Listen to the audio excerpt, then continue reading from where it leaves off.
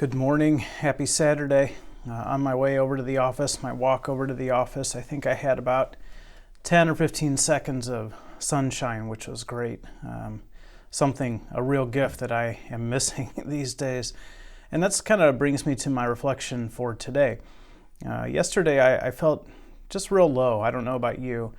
Maybe it's the cold weather coming back, the unwelcome cold, or maybe the seemingly unrelenting cloudiness that we've had in the last week or so. But also for me, the sinking in that the weekend is here, and it will be a weekend without you, without our parishioners, without the liturgies that bring so much purpose to my life. So I think all of that yesterday sort of sank in, and knowing that this way of life for now is not going away soon. We're going to be here for a while. There's no quick fix.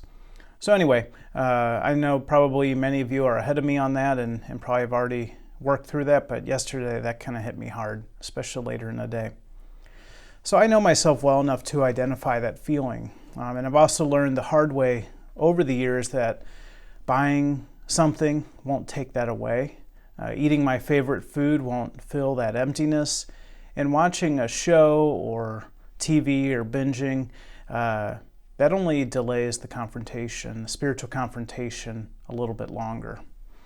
At some point, we each have to face that discouragement or fear or loneliness directly.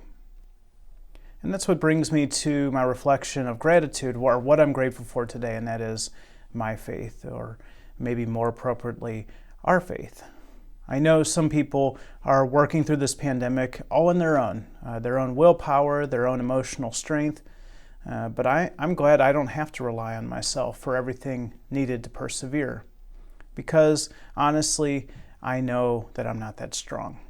I need God, and that's one dependency that I'm proud of, and I have no plans to change.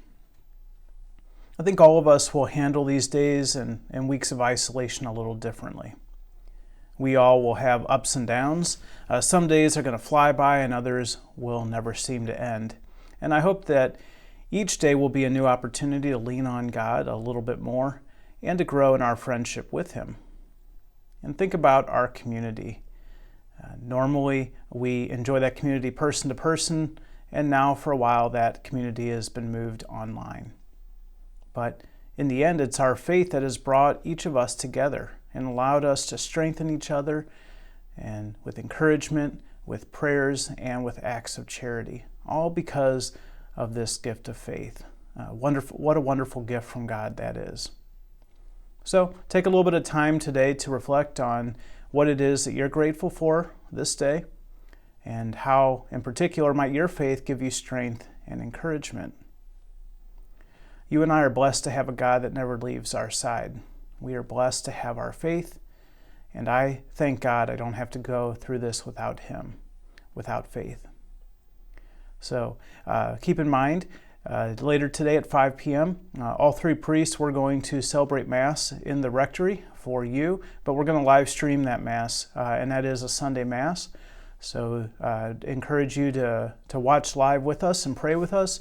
Make your spiritual communion at communion time, please. Ask God for the same graces He gives you in the Eucharist. You can do those in your own words or on the top of the main page of our parish website under the spiritual resources. I've given you a spiritual communion prayer, traditional spiritual communion prayer you can use. If you can't join us tonight at 5, that'll be up, of course, all weekend. So feel free to tomorrow to be with your family and to watch that Mass and pray with us then, so we can together be united in the sacrifice of the Mass and prayer, and we can continue to keep the Lord's Day holy. Above all else, let's remember Jesus is Lord, even of this COVID-19, and may God bless you today.